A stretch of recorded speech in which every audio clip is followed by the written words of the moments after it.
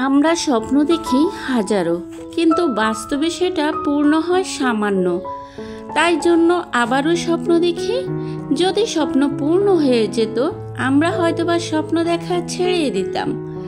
আর যে সামান্য স্বপ্নগুলো আমাদের পূর্ণ হয় সেটা খুবই সুখের হয়, মিষ্টি হয়। না পাওয়াটা খুব প্রয়োজন আমাদের, কিছু পাওয়ার মূল্য বোঝার জন্য। স্বপ্নই তো বাঁচিয়ে রাখে আমাদের। হ্যালো এভরিওয়ান, আসসালামু আলাইকুম। ওহিমিহি মাম্মাস লাইফস্টাইল থেকে আমি মিম নতুন আরও একটি ব্লগ নিয়ে চলে এলাম। আমার নতুন আরও একটি ব্লগে আপনাদের ওয়েলকাম করছি। কাছে এবং দূরে যে যেখান থেকে আমার আজকের ভিডিওটি দেখছেন, আশা করছি সবাই পরিবার পরিজন নিয়ে ভালো আছেন, সুস্থ আছেন। আমরাও আলহামদুলিল্লাহ ভালো আছি। সবার সুস্থতা কামনায় আমার আজকের ব্লগটি শুরু করছি। সংসার আর সংসারের কাজগুলো হচ্ছে আমাদের মেয়েদের একটা পার্মানেন্ট চাকরি, যেটা থেকে চাইলেও আমরা বের হতে পারবো না, মৃত্যুর আগ পর্যন্তও না। কিন্তু সংসারের কাজগুলো যদি আমরা প্ল্যান মাফিক করি বা আগে থেকে গুছিয়ে রাখি, তাহলে কঠিন কাজগুলো কিন্তু সহজ হয়ে যায়। আমি আমার সংসারের কাজগুলো কিভাবে করি সেগুলোই আজকে আপনাদের সঙ্গে শেয়ার করব। আশা করি পুরো ভিডিও জুড়ে আমার সাথেই থাকবেন। ও হ্যাঁ, আরও একটা কথা বলে নিই, যদি আমার ভিডিওটি দেখতে দেখতে ভালো লেগে যায় তাহলে প্লিজ আমার চ্যানেলটি সাবস্ক্রাইব করে দেবেন, আর সাথে ছোট্ট একটি লাইক করে দেবেন। সকালে আগে নাস্তাটা খেয়ে শরীরে জোর বাড়িয়ে নিচ্ছি, যেহেতু আজকে সকালের পর থেকে অনেকগুলো কাজ আমাকে করতে হবে। কোনো হেল্পিং হ্যান্ড ছাড়া আমি আজকে কিভাবে আমার সংসারের কাজগুলো এত সুন্দরভাবে গুছিয়ে করি সেটি আপনাদের সঙ্গে শেয়ার করব। তাছাড়া আপনাদের ভাইয়ার অল্প ইনকামের মধ্যে এত সুন্দর করে সংসারটা যে আমি গুছাতে পেরেছি, আলহামদুলিল্লাহ আলহামদুলিল্লাহ আলহামদুলিল্লাহ। আমি আমার রবের প্রতি কৃতজ্ঞ। আল্লাহ তাআলা যে আমাকে এতটা শুকরিয়া আদায় করার মতো ধৈর্য দিয়েছেন। যাই হোক, আজকে সকালে নাস্তা খাওয়ার পরে এখন চলে এসেছি প্রথমে ডাইনিংয়ে। যেহেতু ডাইনিংটা বাচ্চারা খেয়েছিল, তো অনেকটাই ময়লা হয়ে আছে। আর ঈদের প্রস্তুতি হিসাবে আমি প্রথমে কিন্তু ডাইনিংটাকে আগে পরিষ্কার করে নেব। ডাইনিংয়ের আজকে এগুলো পরিষ্কার করে এগুলোকে উঠিয়ে তারপর ধুয়ে ফেলবো, তারপরে চেষ্টা করব নতুন আরেকটা রান্নার বিছানোর জন্য। তো সেটা আবার অন্য ভিডিওতে শেয়ার করব, কারণ আজকে এত কিছু যদি শেয়ার করতে যাই তাহলে ভিডিওটি কিন্তু অনেক লম্বা হয়ে যাবে, আর আপনারাও কিন্তু বোরিং ফিল করবেন। তো সে কারণে যতটা শর্ট করা যায় আমি তাই চেষ্টা করতেছি আর কি, যাতে করে আমার আপু ভাইয়ারা একটু ধৈর্য সহকারে আমার ভিডিওটি দেখেন এবং কি খুবই পছন্দ করেন, এই আশায় আর কি। যাই হোক, তো টেবিলের কাপড়টা উঠিয়ে ফেলেছি, প্রায় হয়েছে 1 মাসের মতো এটা বিছিয়েছিলাম। তো একাধারে একটা জিনিস থাকলে কিন্তু একটু বোরিং ফিল হয়। একটু ঘরটাকে যদি আবারও এদিক সেদিক করে এলোমেলো করে গুছিয়ে নিই তাহলে কিন্তু দেখতেও সুন্দর লাগে। সব সময় যদি একভাবেই থাকে ফার্নিচারগুলো তাহলে সত্যি আমার কাছে এরকম মনে হয়, জানি না আপনাদের কাছে কেমন মনে হয়। আমার কাছে মনে হয় যদি খাটটা একবার এদিকে রাখছি তো পরের বার আবার অন্যদিকে করে ঘুরিয়ে নিই, কোনো আলমারি, শোকেস, সোফা এগুলোকে যদি একটু এলোমেলো করে আবার একটু গুছিয়ে নিই, এতে করে কি হয় আমার কাছে দেখতে ভালো লাগে। আপনারাও এরকম করে দেখবেন, পুরো বাসার দেখবেন লুকটা চেঞ্জ হয়ে যাবে, আর বারবারই কিন্তু দেখতে ইচ্ছে করে। যখনই আমি নিজে ঘরটা আবার এলোমেলো করে আবার একটু সুন্দরভাবে গুছিয়ে নিই, আমার নিজের বারবার আমার পুরো বাসাটার দিকে তাকায় থাকতে ইচ্ছে করে, এত বেশি ভালো লাগে। আসলে আমাদের যেরকম একঘেয়েমি জীবনটা ভালো লাগে না, ঠিক তেমনি ঘরের মধ্যেও যদি একঘেয়েমি সবগুলো রাখা হয় তাহলে কি দেখতেও ভালো লাগে না, মনটাও কিন্তু একদম বিচলিত হয়ে থাকে। তো সেই কারণে বলবো আপনাদেরকেও মনটাকে ফ্রেশ এবং কি ভালো রাখার জন্য মাঝে মাঝে ঘরের জিনিসগুলো একটু এলোমেলো করে আবার একটু সুন্দরভাবে গুছিয়ে নেবেন, এতে করে দেখবেন আপনার মাইন্ড ফ্রেশ থাকবে। আর গোছালো ঘর মানে কিন্তু একটি পরিপূর্ণ শান্তির জায়গা, এই আর কি। তো আমার ছোট্ট মামনিটাও কী করছে, আমার দেখা দেখি ও নিজে নিজে ও মানে চেষ্টা করতেছে। তো আসলে কি হয়, বাচ্চারা কিন্তু মা বাবার থেকে শিখে। আমি আর ওকে নিষেধ করি না, নষ্ট করতে করতে কিন্তু একদিন শিখে যাবে ইনশাল্লাহ। তো যদি ওকে আমি এখন বারণ করতাম তাহলে হয়তো বা ও পরবর্তীতে কোনো কাজ করতে গেলে আবার সাহস পেত না। তো নষ্ট হবেই, বাচ্চারা নষ্ট করবে আবার ঠিক হয়ে যাবে, এভাবেই কিন্তু তারা শিখে, এই আর কি। যাই হোক, সবাই ওর জন্য একটু দোয়া করবেন। আর এখন চলে এসেছি একটু কিচেনে, যেহেতু কিছুক্ষণ পরে পুরো মানে আমার কিচেন রুমটা রোদ্রে ভরে যাবে।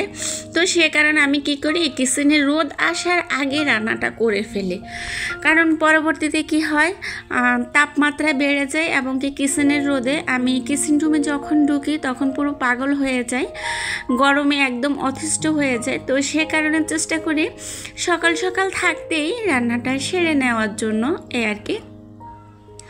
আর এত তীব্র গরমের মধ্যে আপনাদেরকে আরও একটা টিপস দিয়ে দিচ্ছি। আমি জানি আমার মানে অনলাইনের আফুরা আমার সাথে আরও বেশি বুদ্ধিমান, ওনারা আমার সাথে আরও বেশি ভালো বোঝেন। তো তারপরও আমি আমার অভিজ্ঞতা থেকে বলছি, যারা হয়তো বা জানেন না তাদের জন্য। সকালবেলা চেষ্টা করবেন রান্নার কাজটা সেরে নেওয়ার জন্য, মানে যখনই পরিবেশ ঠান্ডা থাকে তখনই চেষ্টা করবেন রান্নার কাজটা সেরে নেওয়ার জন্য। যখনই চারদিকে রোদ উঠবে এবং কি তাপমাত্রা বেড়ে যাবে তখন কিন্তু মন মেজাজ দুটোই একদম খিটখিটে হয়ে থাকবে। আর সেই খিটখিটে মেজাজ থেকে রক্ষা পাওয়ার জন্য অবশ্যই আপনি সকাল সকাল রান্নাগুলো সেরে ফেলতে পারেন, ঠিক আমার মতো, এই আর কি। যাই হোক, অনেক বক বক করে ফেললাম। তো কথা বলতে বলতে রান্না মোটামুটি আমি বসিয়ে দিয়েছি। আজকে মুরগির মাংস একটু কষিয়ে রান্না করব, যেহেতু বাচ্চারা আলু খেতে চায় না। আগে খুবই পছন্দ করতো তারা আলু খেতে, আপনাদের ভাইয়া তারা আলু খায় দেখি, এক বস্তা আলু নিয়ে এসেছে। তো এখন যেহেতু ঘরে আলু আছে এখন আর তারা আলু খাবে না। আসলে এটাই হচ্ছে বাচ্চাদের নেচার, কারণ যে জিনিসটা ঘরে থাকবে তারা সেটা খাবে না, আর যেটা থাকবে না তারা সেটাই খেতে বায়না করবে। আমরা কি ছোটোবেলায় এমনটা করেছিলাম জানি না, তবে মা বলে মাঝে মাঝে যে তোমরাও এমনটাই ছিলে, এখন হয়তো বা বড় হয়েছো তাই তোমাদের মানে বড় বুদ্ধি এসেছে, তোমরাও ছোটোবেলায় এমনটাই করতে। তো হয়তো বা সবাই ছোটোবেলায় এমনটাই করে। যাই হোক, তো ওরা আসলে কি হয়, ঘরে কিছু না থাকলে ওই জিনিসটার জন্য বেশিরভাগই বায়না করবে, আর যে জিনিস থাকবে সেটা খাবে না। যাই হোক, সে কারণে আজকে আর মাংসের মধ্যে আলু দিব না, শুধু একটু কষিয়ে রান্না করব আর একটু ডাল রান্না করব, করলা ভাজি করব আপনাদের ভাইয়ার জন্য। আপনাদের ভাইয়া আবার মাংস খেতে চায় না, ওনারা আবার সবসময় একটু ভাজি ভুজি হইলে ওনার মানে মোটামুটি খাওয়া হয়ে যায়, উনি ভাত খেতেও পারেন একটু ভাজি হইলে। তা আমি চেষ্টা করি পরিবারের সকলেরই একটু সুবিধা মাথায় রেখে যার যেটা পছন্দ সেটা মানে তৈরি করার জন্য, যদি ঘরে থাকে আর কি, না থাকলে তো আমার করার কিছু নাই, এই আর কি। আজকে অবশ্য বেশি কিছু রান্না করব না, কারণ যেহেতু আজকে আমি পুরো বাসা ডিপ ক্লিনের একটা প্রস্তুতি নিয়েছি, তো সে কারণে আজকে মোটামুটি হালকা পাতলা কিছু টুকিটাকি রান্না করে নেব, এই আর কি। আর হচ্ছে কি, আমি নিয়েছিলাম আলু দিয়ে, তারপর সসিন্দা দিয়ে মাছ দিয়ে রান্না করব। যখন দেখেছিলাম যে কাজের এত বেশি চাপ, তখন কি করেছি, ওগুলোকে উঠিয়ে রেখেছি। হ্যাঁ, সেটাও আপনাদের সঙ্গে শেয়ার করব কিভাবে আমি কাটাকুটির পরে সেগুলো উঠিয়ে রেখেছি, আর কি। তো এখন আগে সোফাগুলোকে একটু ভালোভাবে পরিষ্কার করে নেব। সোফার কাভারগুলো কিন্তু আজকে আমি যেগুলো তুলেছি সেগুলো কিন্তু একদমই ধুবো না, শুধু সাদা যে জিনিসগুলো জানালার পর্দার কাপড় সেগুলো একটু ধুয়ে নেব, বাকিগুলো আজকে উঠিয়ে রাখবো, কালকে ধুইব। কারণ আজকে যদি ধুতে যাই তাহলে আমার অনেক কাজ এলোমেলো হয়ে থাকবে, তো সে কারণে সবগুলো উঠিয়ে এক জায়গায় রাখবো, কালকে ধোয়ার কাজটা করব, এই আর কি। আপনাদের ভাইয়া আমাকে বলে সবগুলো মনে হয় যেন কোনো ধোয়া আসবে, ধোয়ার জন্য আজকে যেভাবে সবগুলো জমা করে রাখছো। তা আমি ভাবলাম কি একদিনে কাজটা যদি আমি করে না ফেলি, পরবর্তীতে জমিয়ে রাখতে গেলে আমার কাছে একদমই ভালো লাগে না। তার উপরে আমার মাথার উপরে আরও বড় একটা দায়িত্ব এসে পড়েছে, সেটা হচ্ছে আমার ভাইয়ের ছেলেকে আমাকে রাখতে হবে 2-3 দিনের জন্য, যেহেতু ও ছোট, মাত্র 17 মাস বয়স। তো ওর মার মানে হাসপাতালে ডাক্তারের কাছে একটা অ্যাপয়েন্টমেন্ট আছে, সেটা হচ্ছে মায়ের বেবি হবে ওর। তো সে কারণে ওকে আমাকে এই কয়দিন রাখতে হবে। তা আমি ভাবলাম ওকে যদি আমি এনে রাখি তাহলে কিন্তু আমার কাজ আরও পিছিয়ে যাবে। সে কারণে আমি আগে চেষ্টা করতেছি কাজগুলোকে একটু গুছিয়ে রাখার জন্য। যেহেতু ও ছোট মানুষ, ওকে আমার সবসময় একটু ঝুঁকে ঝুঁকে রাখতে হবে। আর ও হচ্ছে কি আমাদের বাসায় যখন আসে তখনই ব্যালকনি খোলা থাকলে আমার ঘরের মধ্যে যাই থাকুক না কেন, ও হাতের কাছে দৌড়ে নিয়ে গিয়ে ব্যালকনি দিয়ে ফেলে দেবে বা জানালা দিয়ে ফেলে দেবে। তো সেই কারণে আমাকে ওকে একটু ঝুঁকে ঝুঁকে রাখতে হয়, এ আর কি। আর কথা বলতে বলতে কিন্তু আমি পর্দাগুলো নামিয়ে নিয়েছি। তো পর্দাগুলো কিন্তু ধুয়ে দেব, কারণ এগুলো যেহেতু সাদা, এগুলো যদি আমি একটু জমিয়ে রাখি তাহলে হয়তো বা চিতি পড়ে যেতে পারে। সে কারণে এগুলো জমিয়ে রাখবো না, এগুলোকে আগে একটু হালকা পানি দিয়ে ধুয়ে নেব। কারণ হচ্ছে কি যদি ময়লা সহ আমি পাউডারটা ব্যবহার করি, এতে করে পাউডারও বেশি খরচ হবে, দ্বিতীয়ত হচ্ছে ময়লাটা ভালোভাবে কাটবে না। সে কারণে আগে ধুয়ে তারপরে পাউডারটা দিয়ে ধুয়ে নেব, এই আর কি। আর হালকা ধোয়া শেষে একটু নীল ব্যবহার করব একটু সুন্দর দেখার জন্য। তারপরে এখন চলে এসেছি বাকি কাজে। পুরো বাসাটা একদম মানে কি বলবো, ঝুলে ভরে গেছে। আমি অবশ্য প্রতি সপ্তাহে ঝুল পরিষ্কার করি, সেটা হয়তো বা আপনাদের সঙ্গে মাঝে মাঝে শেয়ার করি, আবার মাঝে মাঝে শেয়ার করা হয় না। কারণ হচ্ছে কি যখনই চোখের মধ্যে মানে ভাদে ঝুল হয়েছে তখনই আমি চেষ্টা করি ঝুলটার সাথে সাথে পরিষ্কার করার জন্য। কারণ দিনের বেলা যেমন তেমন, রাত্রে যখন লাইটিং মানে লাইট জ্বলে তখন কি হয় ঝুলগুলো দেখতে খুবই খারাপ লাগে। তো আজকে ভাবলাম একদম আনাচে কানাচে কোথায় কি আছে না আছে পুরো সব জায়গায় ঝুলগুলো পরিষ্কার করে নেব। আর এখন চলে এসেছি আমার শখের ড্রেসিং টেবিলটাকে একটু ভালোভাবে পরিষ্কার করার জন্য। একদম ফাঁকে ফাঁকে পুরো ময়লায় ভরে গেছে, তো কোথাও যেন ফাঁক ফুকর না থাকে, আমি সেই দিকটা খেয়াল রেখে পুরো ড্রেসিং টেবিলটাকে পরিষ্কার করে নিচ্ছি। এটা আমার মেয়ের একটা পছন্দের ড্রেসিং টেবিল, ওর খুবই পছন্দ ছিল এই ড্রেসিং টেবিলটা। তো চেষ্টা করি একটু ঝকঝকে করে সবসময় পরিষ্কার পরিচ্ছন্ন করে রাখার জন্য। যেহেতু আপনাদের ভাইয়ের ইনকামটা কম, আমি চাইলেও বারবার চেঞ্জ করতে পারবো না। তো যাই আছে সেটাকে একটু রিপেয়ার করে পরিষ্কার পরিচ্ছন্ন রেখে একটু ঝকঝকে তকতকে করে রাখার চেষ্টা করি। অনেক সময় কি হয়, আমার বাসায় যখন কোনো গেস্ট আসে তো তখন সবাই বলে যে এটা কি নতুন নিছো আপু, এটা কি নতুন নিছো আন্টি? তো আমি বলি না, এটা তো অনেক আগের। বলে ও হ্যাঁ, এটা তো দেখছিলাম। আসলে কি হয়েছে আপু, তোমার জিনিসগুলো সবসময় এত ঝকঝকে থাকে, সে কারণে কি হয় ভাবি যে হয়তো বা নতুন নিছো। সবসময় তোমার বাসায় আসলে মনে হয় যেন এদিকে তাকাইলেও নতুন কিছু, ওইদিকে তাকাইলেও নতুন কিছু। আর মানে আমি যখন বাসাটাকে একটু এলোমেলো করে এদিক সেদিক করি তো তারা আসলে কি হয়, দেখে যায় একরকম, পরবর্তীতে আসি দেখে আরেক রকম। তো ভাবে কি আমি হয়তো বা নতুন ফার্নিচার নিয়েছি, আসলে একদমই না, নতুন কোনো ফার্নিচারে আমি এখনও নিই নাই।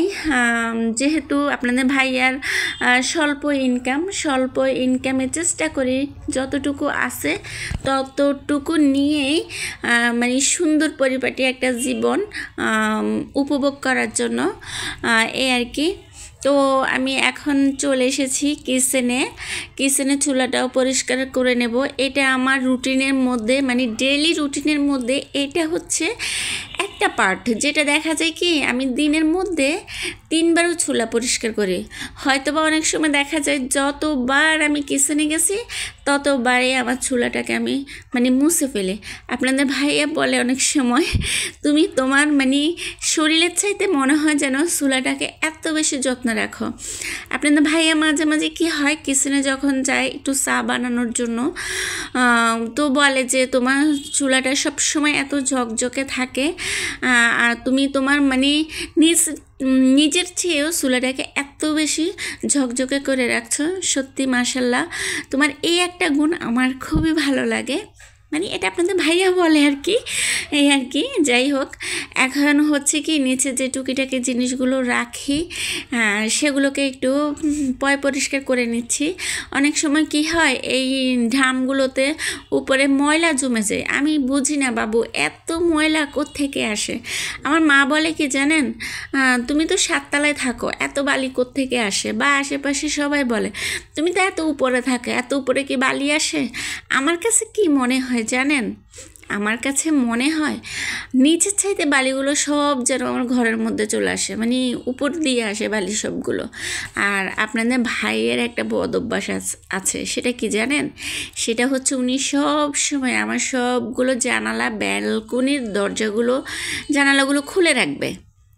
তো কী হয়, উনি একটু বাতাস খাওয়ার জন্য রাখে, আর সেই বাতাসের সঙ্গেই কিন্তু আমার পুরো বাসাটা একেবারে বালি ভরে যায়, এই আর কি।